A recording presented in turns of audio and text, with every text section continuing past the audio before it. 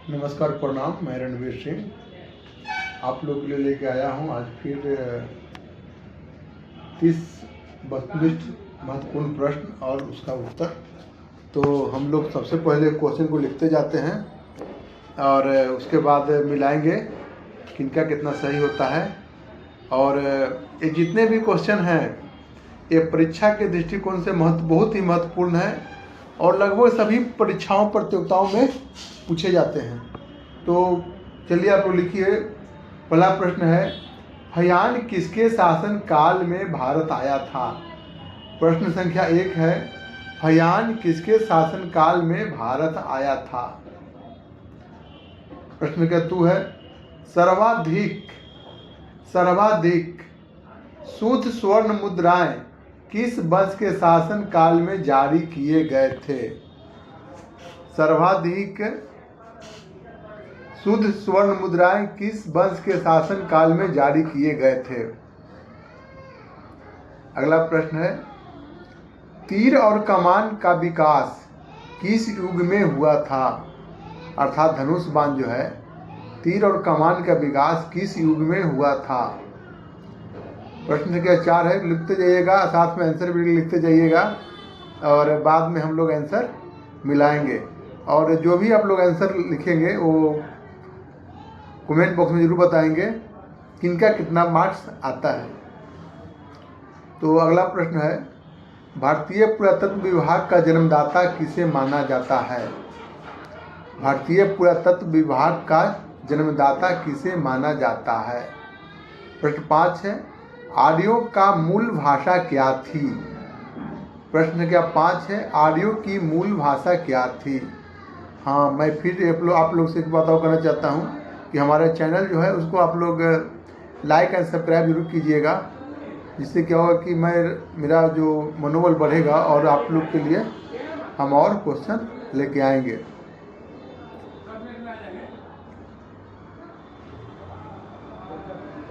प्रश्न 6 है, अशोक की लिपि को सर्वप्रथम किसने पढ़ा था?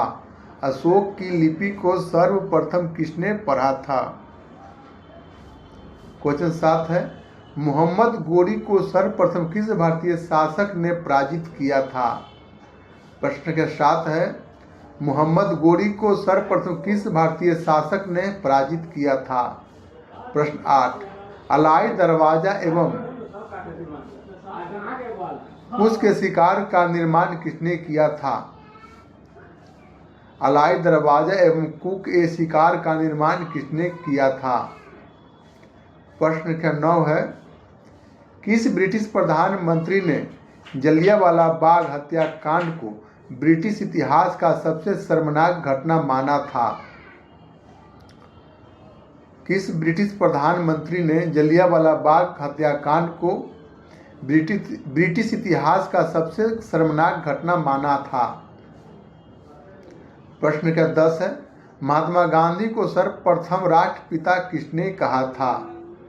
महात्मा गांधी को सर्वप्रथम राष्ट्रपिता किसने कहा था?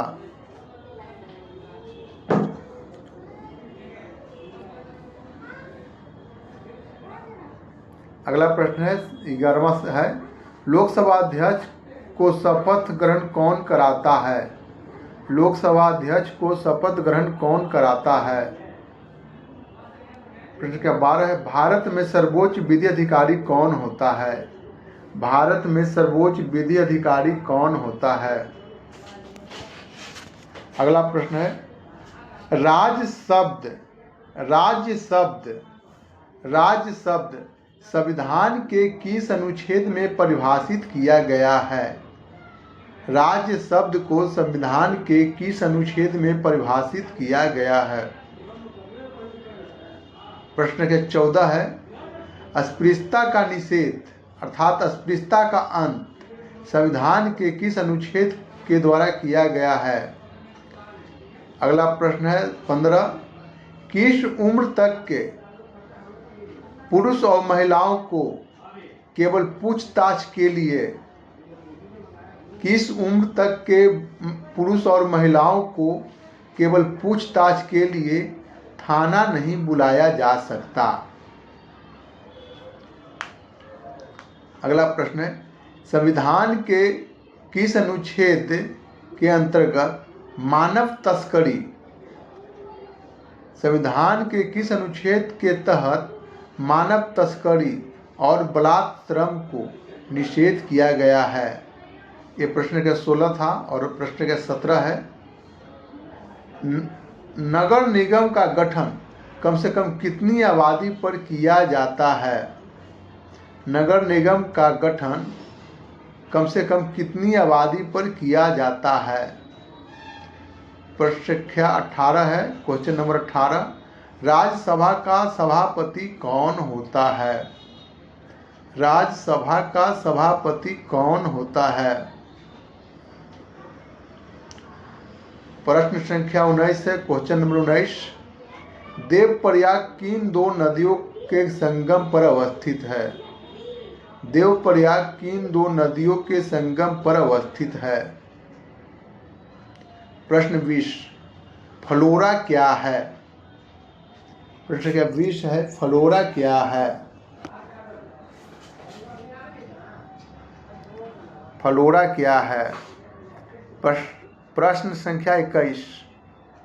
फौना क्या है? फ्लोरा के बाद लिखिएगा फौना क्या है? प्रश्न संख्या 22 है, खनिजों और कार्बनिक पदार्थों का जवाब किस प्रकार के चट्टानों का निर्माण करता है? खनिजों और कार्बनिक पदार्थों के जवाब से किस प्रकार के चट्टान का निर्माण होता है? प्रश्न संख्या 23 है, 23 है, चूना पत्थर का रूपांतरण से क्या बनता है? चूना पत्थर के रूपांतरण से क्या बनता है? प्रश्न संख्या 24 है, बोलगा नदी कहाँ गिरती है? बोलगा नदी कहाँ गिरती है?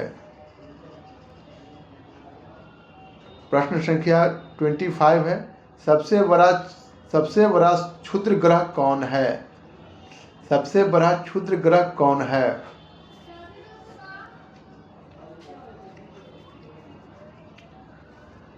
अगला प्रश्न है 26। क्षुद्र ग्रह किन दो ग्रहों के मध्य चक्कर लगाता रहता है? क्षुद्र ग्रह किन दो ग्रहों के मध्य चक्कर लगाता रहता है? अगला क्वेश्चन है 27, लिखते जाइएगा आप लोग। ज्योति तीव्रता का एसआई मात्रक क्या है? ज्योति तीव्रता का एसआई मात्रक क्या है?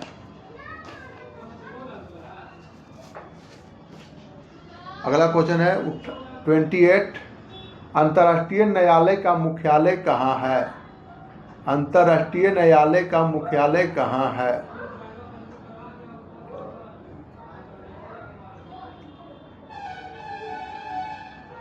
क्वेश्चन नंबर 29 है, 29 है, ओमेगा 3 फैटी एसिड क्या है? ओमेगा 3 फैटी एसिड क्या है? और अंतिम प्रश्न है 30, घोंघा का बाह्य आवरण, घोंघा जो देखे हैं, घोंघा का बाह्य आवरण किस पदार्थ का बना होता है? घोंघा का बाह्य आवरण किस पदार्थ का बना होता है? चलिए हम लोग आंसर मिलाते हैं, देखते हैं किनका कितना सही होता है। और ये जितने भी प्रश्न हैं लगभग सभी प्रतियोगिताओं परीक्षा में पूछे जाता है, तो ये आप लोग के लिए बहुत ही फायदेमंद होगा। जितने भी परीक्षार्थी हैं, जितने भी प्रतियोगिता परीक्षा की तैयारी करते हैं, और आप मेरा फॉलो क्यों कीजिएगा? इसलिए कि मैं एक सफल विद्यार्थी हूँ और मेरा सिलेक्शन बहुत से जगह हुआ है और मैं फाइनल भी कर चुका हूँ, और मैं वर्तमान में अभी इसी यार्ड में ट्रेन मैनेजर के पद पर पदस्थापित तथा कार्यरत हूँ। और ये पास समय में मैं ये वीडियो बनाता हूँ, और जिसके कारण क्या होता है कि मैं प्रॉपर समय नहीं दे पाता हूँ समय अभाव के कारण, लेकिन जब भी मुझे समय मिलता है तो मैं आप लोगों के लिए प्रश्न लेकर आता हूँ कि आप लोग का कल्याण हो, आप लोग को फायदा हो। और मेरे चैनल को लाइक एंड सब्सक्राइब करना नहीं भूलिएगा इसके लिए। और जो भी होगा, जो मैं क्या अच्छा कर सकता हूँ, आप कमेंट सेक्शन में ज़रूर बताइएगा। तो आंसर मिलाते हैं। चलिए, फाहियान किसके शासन काल में भारत आया था? पहला प्रश्न था फाहियान किसके शासन काल में भारत आया था? इसका सही उत्तर है चंद्रगुप्त विक्रमादित्य। सही उत्तर है चंद्रगुप्त विक्रमादित्य। सर्वाधिक, अगला प्रश्न था सर्वाधिक शुद्ध स्वर्ण मुद्राएं किस वंश के शासन काल में जारी किया गया था? सही उत्तर है कुषाण। सही उत्तर है कुषाण। अगला प्रश्न का 3 था तीर और कमान अर्थात तीर और धनुष का विकास किस युग में हुआ था? तो सही उत्तर है मध्य पाषाण काल, यानी कि मेसोलिथिक एज। मध्य पाषाण काल के में तीर और धनुष का विकास हुआ था। अगला प्रश्न 4, भारतीय पुरातत्व विभाग का जन्मदाता किसे माना जाता है? भारतीय पुरातत्व विभाग का जन्मदाता किसे माना जाता है? सही उत्तर है अलेक्जेंडर कनिंघम। प्रश्न संख्या 5 है आर्यों का मूल भाषा क्या थी? सही उत्तर है संस्कृत। सही उत्तर है संस्कृत। प्रश्न संख्या 6 था अशोक की लिपि को सबसे पहले किसने पढ़ा था? अशोक की लिपि को सबसे पहले किसने पढ़ा था? सही उत्तर है जेम्स प्रिंसेप। James Prinsep. प्रश्न संख्या 7 है मोहम्मद गोरी को सर्वप्रथम किस भारतीय शासक ने हराया था? मोहम्मद गोरी को सर्वप्रथम किस भारतीय शासक ने हराया था? तो इसका सही उत्तर है सोलंकी शासक मूलराज द्वितीय। सोलंकी शासक मूलराज द्वितीय। अगला प्रश्न संख्या 8 था अलाई दरवाजा एवं कुश के शिकार का निर्माण किसने किया था? सही उत्तर है अलाउद्दीन खिलजी। सही उत्तर है अलाउद्दीन खिलजी। प्रश्न आज जो है प्रश्न का 9 है, हम क्वेश्चन पूछे थे कि किस ब्रिटिश प्रधानमंत्री ने जलियांवाला बाग हत्याकांड को ब्रिटिश इतिहास का सबसे शर्मनाक घटना माना है? तो डेविड कैमरून अपने यात्रा वृत्तांत में लिखे थे और जलियांवाला बाग हत्याकांड को ब्रिटिश इतिहास का सबसे शर्मनाक घटना माने थे। महात्मा गांधी को सर्वप्रथम राष्ट्रपिता किसने कहा था? तो इसका सही उत्तर है सुभाष चंद्र बोस सैन फ्रांसिस्को से संबोधित किए थे महात्मा गांधी को राष्ट्रपिता रेडियो पर। प्रश्न संख्या 11 है लोकसभा का अध्यक्ष को शपथ कौन ग्रहण कराता है? तो लोकसभा जो अध्यक्ष जो होते हैं वह एक साधारण सदस्य के रूप में, पहले लोकसभा सदस्य के रूप में वह शपथ ग्रहण करते हैं, जिसको प्रोटेम स्पीकर शपथ दिलाते हैं। और लोकसभा अध्यक्ष जो है अध्यक्ष के रूप में शपथ नहीं लेते हैं। अगला प्रश्न है भारत में सर्वोच्च विधि अधिकारी कौन होता है? भारत में सर्वोच्च विधि अधिकारी कौन होता है? सही उत्तर है महान्यायवादी। महान्यायवादी। प्रश्न संख्या 13 है राज्य शब्द को संविधान के किस अनुच्छेद में परिभाषित किया गया है? अनुच्छेद 12। राज्य शब्द को संविधान के अनुच्छेद 12 में परिभाषित किया गया है।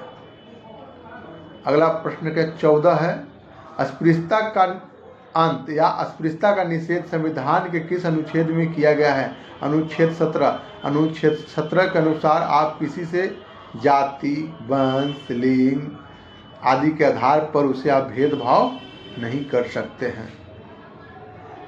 प्रश्न संख्या 15 है बहुत ही महत्वपूर्ण प्रश्न है किस उम्र तक के व्यक्तियों या महिलाओं को केवल पूछताछ के लिए थाना नहीं बुलाया जा सकता? 15 वर्ष तक के आयु को स्त्री और पुरुष को केवल पूछताछ के लिए पुलिस थाने नहीं बुला सकती है। प्रश्न संख्या 16 है संविधान के किस अनुच्छेद के तहत मानव तस्करी और बलात्कार श्रम को निषेध किया गया है? अनुच्छेद 23। सही उत्तर है अनुच्छेद 23। अगला प्रश्न है 17 नगर निगम का गठन कम से कम कितनी आबादी पर किया जाता है? एक नगर निगम का गठन कम से कम कितनी आबादी पर किया जाता है? सही उत्तर है 10 लाख। प्रश्न संख्या 18 है प्रश्न 18 राज्यसभा का सभापति कौन होता है? तो राज्यसभा का सभापति होते हैं उपराष्ट्रपति। प्रश्न संख्या 19 है, देवप्रयाग किन दो नदियों के संगम पर अवस्थित है? तो देवप्रयाग जो है अलकनंदा और भागीरथी नदी के संगम पर अवस्थित है। अगला प्रश्न है 20, फ्लोरा क्या है? फ्लोरा क्या है? तो किसी पारिस्थितिकी तंत्र में जो संपूर्ण पादप जगत होते हैं अर्थात संपूर्ण जो वनस्पति होते हैं उसके समूह को फ्लोरा कहा जाता है। किसी पारिस्थितिकी तंत्र में जो संपूर्ण पादप जगत होता है, संपूर्ण प्लांट जो होते हैं उसको फ्लोरा कहा जाता है। अगला प्रश्न है 21, फौना क्या है? फौना क्या है? तो किसी पारिस्थितिकी तंत्र में संपूर्ण जो जंतु जगत होते हैं जिसमें मानव, जानवर, बर्ड्स, इंसेक्ट आदि जितने भी आते हैं, जिसमें जंतु जगत जो होता है वह फौना में आता है। प्रश्न क्या 22 है, खनिज और कार्बनिक पदार्थों के जमाव से किस प्रकार के चट्टान का निर्माण होता है? सही उत्तर है अपसादी चट्टान। अपसादिक चट्टान में ही खनिज तेल और कार्बनिक पदार्थ पाए जाते हैं। प्रश्न संख्या 23 है, चूना पत्थर के रूपांतरण से क्या बनता है? चूना पत्थर के रूपांतरण से क्या बनता है? सही उत्तर है संगमरमर। सही उत्तर है संगमरमर।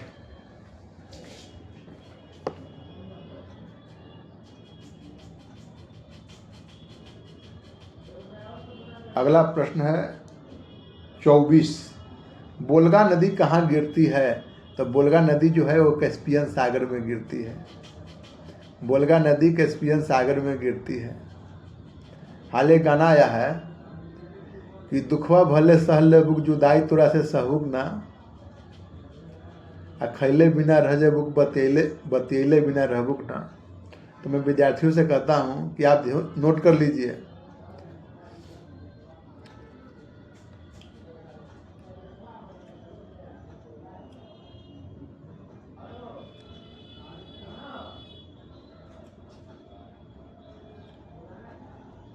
सबसे बड़ा क्षुद्र अगला प्रश्न था 24, बोल्गा नदी कहाँ गिरती है?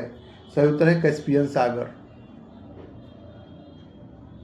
सबसे बड़ा क्षुद्र ग्रह कौन है? 25। सबसे बड़ा क्षुद्र ग्रह है सेरेस।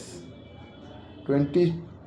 अगला प्रश्न है 26, क्षुद्र ग्रह किन दो ग्रहों के मध्य चक्कर लगाता रहता है? क्षुद्र ग्रह जो है मंगल और बृहस्पति के बीच चक्कर लगाता है। प्रश्न संख्या 27 है, ज्योति तीव्रता का ऐसा ही मात्रक क्या है? ज्योति तीव्रता का ऐसा ही मात्रक कैंडिला है। ज्योति तीव्रता का ऐसा ही मात्रक क्या है?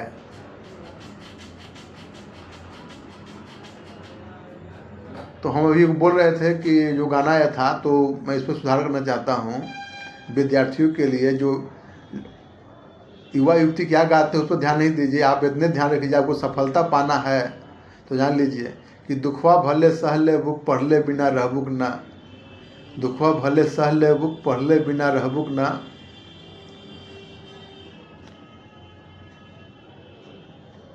अंतर्राष्ट्रीय न्यायालय कहाँ है? प्रश्न का 28 है, अंतर्राष्ट्रीय न्यायालय कहाँ है?